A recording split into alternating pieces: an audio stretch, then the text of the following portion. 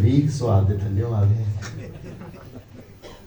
چلو ٹھیک ہے. پیر کس طرح رکھنے ہیں؟ پیر تشہد میں بیٹھنے کا طریقہ نہیں آپ نے بتایا, نہ ہی بازو کس طرح رکھنے ہیں. اچھا ہاں جی, پاؤں کی کیفیت کیا ہو اور تشہد میں پاؤں کی کیفیت کیا ہو, بیٹھنے کا طریقہ کار کیا ہو.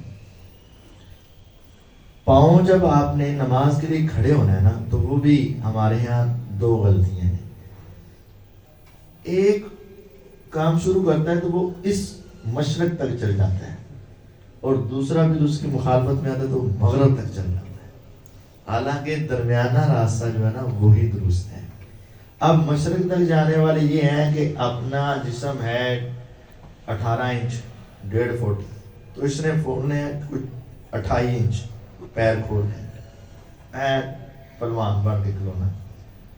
تو یہ اکڑ کر کھڑے ہونا, پاؤں زیادہ کھولنا, یہ درست نہیں ہے.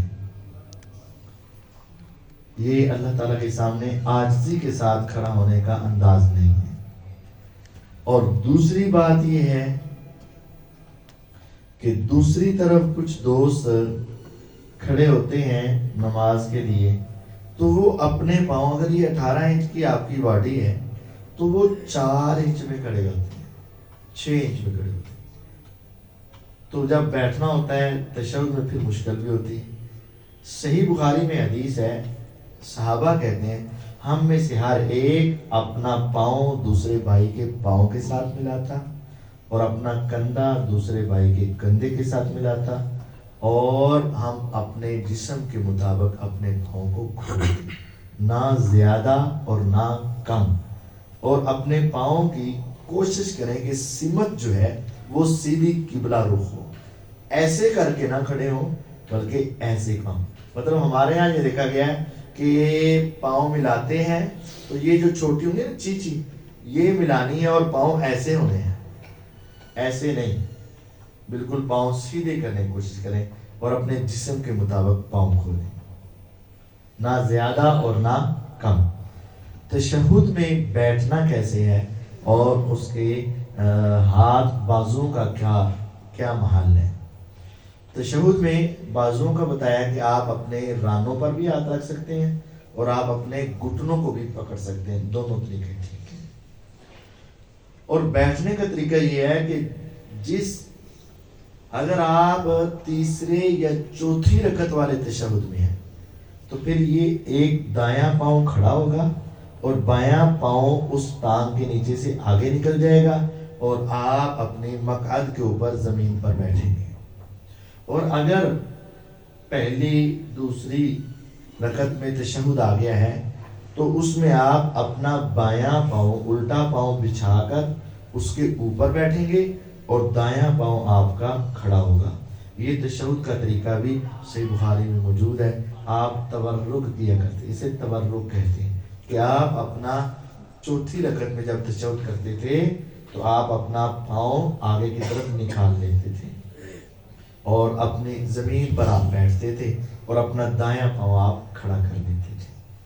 اور نماز کے متعلق اگر کوئی سوال ہے تو کندھے جو ملاتے ہیں, مطلب ہمارے بازو تھوڑے سے, مطلب جب ہم باندھتے ہیں یہ کندھوں سے آگے ہوتے ہیں, اور یہ سارا بازو کندھے کہلاتا ہے, اوپر سے نہیں. یہ بازو کے ساتھ مل گیا, یہ کندھا ہی ہوگا. سب قیام میں صرف پنجے ملانا, یہ پاؤں ملانے میں صحیح دوسرے کندھے کے ساتھ پاؤں ملانے کی, پورا پاؤں ملانے کی کوشش کرنی چاہیے جتنا ممکن ہو جائے.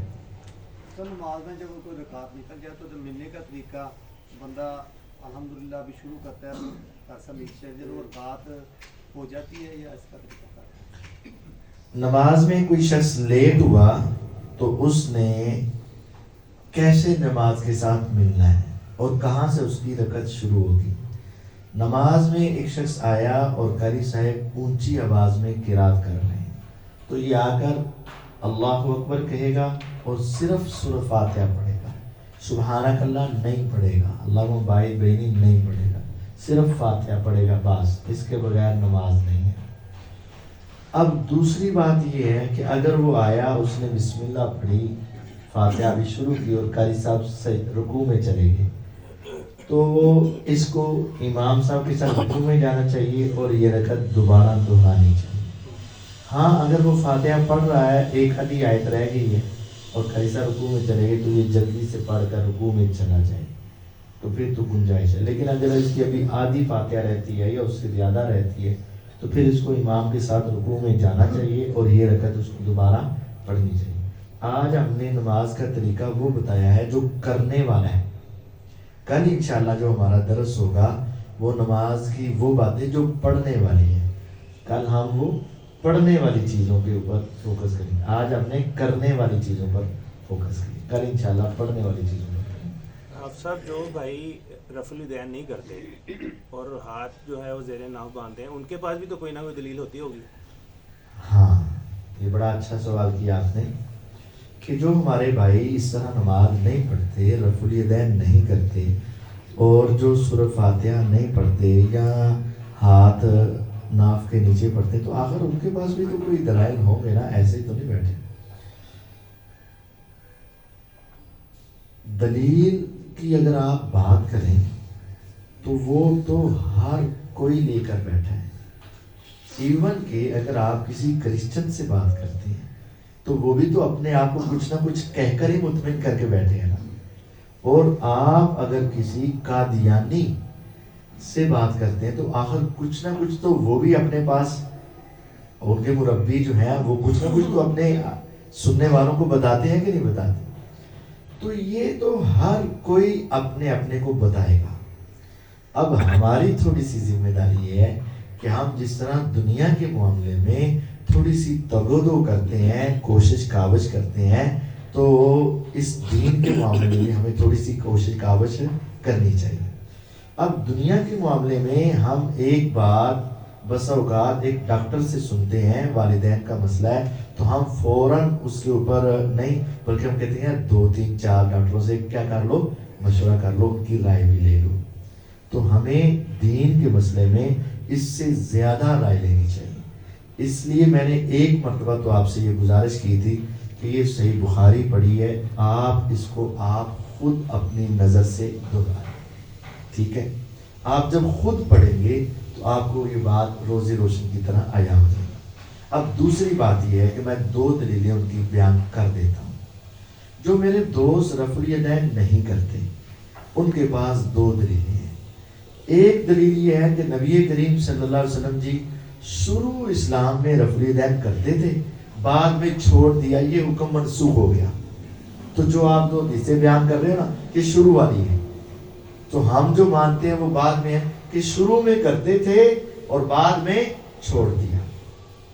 ہم اسے کہتے ہیں پیارے بھائی آپ ہمیں بعد کا دن نہیں، مہینہ نہیں، صرف سال بتا دیں کہ کون سے سال میں آپ نے چھوڑا ہوگا. 1 ہجری میں، 2 ہجری میں، 3 ہجری میں، 4 ہجری میں، 5 ہجری میں، 6 ہجری میں، 7 میں، 8 میں، 9 میں، 10 میں، کوئی تو ہوگا نا. جس سال کا آپ کہیں گے نا میرے خیال میں اس سال آپ نے چھوڑ دیا، تو یقین جانیے میں قسم اٹھا سکتا ہوں کہ ہم اسی سال اور اس سے اگلے سال کی حدیث آپ کو دکھا دیں گے کہ نہیں پیارے بھائی آپ کو سننے میں غلطی ہوئی ہے، آپ نہیں دیکھیں آخر عمر تک رفع الیدین کیا ہے، تو آپ کو سننے یا سمجھنے میں غلطی ہوئی ہے. آپ کو میں نے بتایا کہ ایک صحابی ہے مالک بن حویرث رضی اللہ عنہ، وہ 9 ہجری میں مسلمان ہوئے، 20 دن آپ کے ساتھ نماز پڑھی، پھر یہ جانے لگے تو آپ نے فرمایا نماز اس طرح پڑھنا جیسے مجھے پڑھتے ہوئے دیکھا ہے. تو انہوں نے کہا میں نے حضور کو رفع الیدین کرتے دیکھا، تو 9 ہجری تک ہو گیا. صحیح مسلم میں ہے کہ وہ اگلے سال پھر آئے 10 ہجری میں، انہوں نے پھر دیکھا، اور صحیح ابن حبان میں بھی ہے انہوں نے پھر دیکھا 10 ہجری میں بھی کہ حضور کیا کر رہے ہیں، 10 ہجری تک تو ہو گیا. اب حضور کی آخری نماز کب تھی، کس نے جماعت کے ساتھ پڑھی؟ آخری نماز جو آپ نے زندگی میں آخری نماز مسجد نبوی میں جماعت کے ساتھ پڑھی نا، وہ آپ کے ساتھ کون کھڑے تھے؟ سیدنا ابو بکر صدیق رضی اللہ عنہ. حضور سے اونچی بولا نہیں جا رہا تھا، وہ آہستہ سے بولتے تو ابو بکر رضی اللہ عنہ آپ کی آواز پیچھے پہنچاتے. حضور بیٹھ کر نماز پڑھ رہے और साथ खड़े होकर कौन नमाज पढ़े? अबू बकर रजी अल्लाह अन्हु। तो अबू बकर रजी अल्लाह अन्हु से पूछते हैं कि आपने हुजूर की आखिरी नमाज कैसी देखी? तो सुनन कुबरा बहकी जिल्द 3 सफ़ा 141 हमारे पास अभी पढ़ी भी हुई है, उसके अंदर ये बात मौजूद है कि आपको मैंने देखा कि आप अपनी नमाज में रफ़ुल यदैन कर रहे थे। ये तो होगी हमारी आखिर वाली मनसूख वाली बात। अब कुछ दोस्त कहते हैं, 2 दलीलें जो उनकी है ना वो क्या है। कुछ दोस्त तो कहते हैं वो जी मुनाफिक जो ना अपने बगलों में क्या लेकर आते थे? गोद लेकर आते थे, तो हुजूर उनको गिराने के लिए रफ़ुल यदैन करते। नहीं मेरे प्यारे भाई, ये बात बनती नहीं। मुनाफिक वो होता है जो अपना निफाक छुपाए, जो अपना कुफर छुपाए, वो होता है ना। तो जेड़ा ऐसे मस्जिद च लेके आए हुए तो वो तो फिर सियाना मुनाफिक ना होया, वो तो मुनाफिक क्या, वो तो वाज़ेह हो गया। और दूसरी बात है, चलो बिल फर्ज अगर हम ये कहते हैं अच्छा जी लेके आते थे तो पहली रकत में तो गिर गए, तो फिर दूसरी से क्यों कीता? उन्होंने फिर फाड़ के रख ली। नहीं ऐसा नहीं, ऐसा नहीं। रुकू जाते वक्त वो गिर गए तो फिर रुकू से उठकर क्यों किया था? नहीं ऐसा नहीं है। मुनाफिक होता ही वो है जो अपना कुफर छुपा के रखे, किसी को पता ना चले, तो मुनाफिक का तो। और इनकी आखिरी दलील ये है, सुनन अबी दाऊद और जामिउ तिर्मिज़ी में हदीस मौजूद है। सैयदना अब्दुल्ला बिन मसूद रजी अल्लाह अन्हु की एक हदीस है कि वो कहते हैं क्या मैं तुम्हें रसूलुल्लाह सल्लल्लाहु अलैहि वसल्लम की नमाज ना सिखाऊं? लोगों ने कहा सिखाओ। उन्होंने कहा कि रसूलुल्लाह सल्लल्लाहु अलैहि वसल्लम सिर्फ नमाज के शुरू में एक मरतबा रफ़ुल यदैन करते, उसके बाद रफ़ुल यदैन नहीं करते। तो वो कहते देखो मेरे प्यारे भाई, ये हदीस है अब्दुल्ला बिन मसूद रज़ी अल्लाह अन्हु है, और वो कहते हैं नमाज के शुरू में सिर्फ हुजूर ने रफ़ा यदैन की, उसके बाद आपने नहीं की। और उन्होंने कहा ये रसूलुल्लाह की नमाज है सल्लल्लाहु अलैहि वसल्लम। हम कहते हैं ये हदीस मेरे भाई सुना ली तुमने? कहते सुना ली। हम कहते हैं अगले लफ्ज़ भी पढ़। इमाम अबू दाऊद रहमहुल्लाह ने ये हदीस नकल की और आगे ही लिखा वलैसा बिसहीहिन, यदि सनद सही नहीं। तुम मेरे भाई जिस अबू दाऊद से तुम ये पढ़ रहे हो, उन्होंने तो आगे लिखा हुआ है कोई बंदा तुम्हें ये हदीस सुनाए तो याद रखना ऐसे ही नहीं। तिर्मिज़ी में भी ये हदीस है, और तिर्मिज़ी में इस हदीस को बयान करने से पहले इमाम साहब ने कहा रफ़ा यदैन करने वाली हदीस सही है, साबित है, और रफ़ा यदैन ना करने वाली हदीस साबित नहीं। तो फिर उन्होंने साबित नहीं और कहा वो इब्ने मसूद की हदीस साबित नहीं, और इब्ने मसूद की हदीस कौन सी है आगे देख लें। उन्होंने आगे वो हदीस देखी। अब हमारे कुछ दोस्त ये करते हैं, अबू दाऊद का पिछला हिस्सा बयान कर देते हैं और आगे जो लिखा हुआ है ना नहीं सही वो नहीं बताते, और तिर्मिज़ी के अंदर से अगला हिस्सा हदीस का सुना देते हैं, और जो पीछे उन्होंने वजाहत की है कि ये हदीस सही नहीं, वो मेरे दोस्त नहीं बताते। आप खुद अपने मोबाइल रखें, इस्लाम 360 निकालें, अबू दाऊद खुद निकालें, तिर्मिज़ी आप खुद निकालें, खुद अपनी आंखों से पढ़ें। आपके पास उसमें अरबी का ऑप्शन भी है, उर्दू का ऑप्शन भी है, इंग्लिश का ऑप्शन भी है। आप तीनों जबानों में देख लें, आगे अगर ना लिखा हो तो फिर वो से, और अगर ऊपर ही हदीस की किताब में आज से कुछ 1200 साल पहले मुहद्दिसीन ने जहां नकल की और साथ लिख दिया, तो फिर उसके बावजूद वो आगे और पीछे की बात को ना मानना और दरमियान वाली बात ले लेना, ये दुरुस्त नहीं है, ये गलती लगी। अगर आप कहें तो मैं आपको किताब मंगवा कर भी दिखा सकता हूँ, अगर आप चाहें तो आप खुद अपने मोबाइल से देख सकते हैं, इसमें कोई हर्ज वाली बात नहीं। अब हाथ बांधने की जो बात है, हाथ बांधना जो नाभ से नीचे है, ये भी अबू दाऊद में हदीस है और ऊपर लिखा हुआ है कि ये रिवायत ज़ईफ़ है। अच्छा ये बात समझे, जिस तरह आलिम सारे एक जैसे नहीं होते, इसी तरह आप भी देखते हैं सारे नमाजी एक जैसे नहीं होते। ये जो सिलसिला सनद है ना, इमाम बुखारी, इमाम अबू दाऊद, इमाम तिर्मिज़ी, इमाम नसाई, इमाम इब्ने माजा, इन्होंने डायरेक्ट तो नबी अलैहि सलाम से हदीसें नहीं सुनी ना, इन्होंने अपने उस्ताद, उन्होंने अपने उस्ताद, उन्होंने अपने उस्ताद, उन्होंने अपने उस्ताद करते करते वो रसूलुल्लाह सल्लल्लाहु अलैहि वसल्लम तक पहुंच गए। अब इसको ना कई तरीके से वेरीफाई किया जाता है, भाई ये जो बता रहे हैं ये सनद, ये कड़ियां क्या आपस में जुड़ी भी हुई हैं कि नहीं। अगर बंदे तो सही हैं, लेकिन जैसे आप कहें, आप में से कोई कहे कि यार मुझे डॉक्टर अल्लामा इकबाल ने मुझे ये बात बताई, आप भी अच्छे आदमी, अल्लामा इकबाल भी अच्छे आदमी थे, लेकिन जब आप ये बात कहेंगे ना तो सुनने वाला डाउटफुल हो जाएगा, यार इनने की तो सुन ली। लाजमी तौर पर इनके दरमियान में कोई वास्ता, ये कहे मेरे दादा अबू ने बताया, या कोई दरमियान में कोई ना कोई तो होगा। ये और अल्लामा इकबाल सब आपस में मिल सकते, वो 100 साल पहले फोत हुए, ये अब का बंदा है, इसकी बंदे से ही है, लेकिन आपस में मुलाकात दरमियान कोई बंदा है, तो वो बात डाउटफुल हो जाएगी। इस तरह सनद चेक की जाती है। एक चेक करने का कि क्या सारे आपस में मिले भी हैं कि नहीं। दूसरा ये होता है कि क्या सारे सच्चे भी हैं कि नहीं, उनमें से कोई झूठ बोलने वाला भी तो हो सकता है ना। अगर उस वक्त के लोग गवाही दें इस मौलवी साहब को बच के रहना है, बड़े झूठ बोल रहे हैं, तो फिर वो बात डाउटफुल हो जाती है। तीसरा ये होता है झूठा भी नहीं है, मिले भी हैं, लेकिन ना हाफजे की कमजोरी, भूल जाते हैं अक्सर, तो फिर उनकी बात को कबूल नहीं किया जाता। ये तो अक्सर भूल जाते हैं, हो सकता है इन बातों में भी क्या किया हो, भूल गए हो। तो हमें वो बात लेनी है जो पूरी ऑथेंटिक, सारे आपस में मिले हुए हो, सारे सच्चे हो, कोई भूलने वाला ना हो, पक्के हाफजे वाले हो। ये सारी चीजें चेक की जाती। जब ये सारे पैरामीटर से चेक किया जाता है तब जाकर वो रिवायत सही होती है। और कायनात में सबसे मजबूत संदे जो हैं वो किस किताब की हैं, सही बुखारी की है। इसलिए हम कहते हैं कि सबसे पहले आप अपने तमाम मसाइल का हल बुखारी और मुस्लिम, ये दो सबसे मजबूत हैं, इनसे तलाश करो ताकि शक शुबे की गुंजाइश ही ना रहे। इसके बाद जब भी चेक करोगे फिर उसमें वो सारा कुछ चेक करना। इसके अंदर उन्होंने चेक कर करके सारी अलग कर दी। अब ये वो हैं जिस पर पूरी उम्मत मुत्तफिक है, पूरे फिके मुत्तफिक है।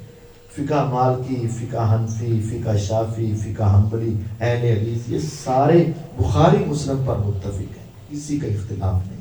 तो इसके अंदर से आप हदीसें पढ़ें, आपको ये सारा मसला मिल जाएगा। तो वो जो रिवायात है ना वो सनद के एतबार से कमज़ोर है, इस वजह से हम उन पर अमल नहीं करते। उनके मुकाबले में सही सनद वाली इस पर अमल करते हैं। साहब आप कह रहे हैं कि चारों फ़िका जो हैं वो इस पर मुत्तफिक हैं, तो ये तो हनफी हज़रात अगर मुत्तफिक हैं तो फिर वो हदीस ये क्यों नहीं मानते, क्यों नहीं रफली अदैन करते हो? चारों फिके इस बात पर मुत्तफिक है कि इसमें जितनी हदीसें हैं ना वो सही है, सही कहने पर मुत्तफिक है, मन्ना था मन्ना अपनी मर्जी। अच्छा आप ये बात बताएं, हम चारों इमामों को दुरुस्त मानते हैं, अगर आप कोई फैसला 4 जजेस के दरमियान ले जाएं, या 4 कोई बंदे, कोई परे पंचायत लगाई, 4 बंदे आपने मुंतखब कर लिए, या जो फैसला करेंगे मैं मानूंगा क्योंकि ये समझदार है, मोतबर है, बड़े हैं, हमसे ज्यादा इल्म है इनके पास। अब उनमें से 3 इमाम, 3 जज एक फैसला दे दें और एक जज एक फैसला दे, मोतबर किसका होगा? 3 का होगा ना। तो जामिउ तिरमिज़ी में लिखा हुआ है, तिरमिज़ी आप खुद पढ़ें, इमाम मालिक, इमाम शाफी, इमाम अहमद बिन हम्बल रहमहुमुल्लाह, इन तीनों ने लिखा हुआ है कि हमने जो हदीसें पढ़ी उनसे यही निकलता है कि रसूलुल्लाह सल्लल्लाहु अलैहि वसल्लम रफ़ुल यदैन करते थे, और ये तीनों इमाम रफ़ुल यदैन करते थे। तो जब ये तीनों कर रहे हैं तो फिर हम कहेंगे कि जब मेजोरिटी, अक्सरियत, और जिनको हमने बनाया एक के मुकाबले में 3, और ये मेरे भाई कहते हैं 4 ही हक थे, तो जब चारों में से 3 एक तरफ है तो फिर तो हमें उस पर गौर व फिक्र करना चाहिए ना, ये भी देखना चाहिए। थले वाले भी कर लिए, औरतां तो इनके बगैर तो भी नहीं चलेगा। सवाल है, अगर बार बार हवा खारिज हो जाए नमाज में तो क्या किया जाए? ये बड़ा अहम सवाल है। अगर बार बार हवा खारिज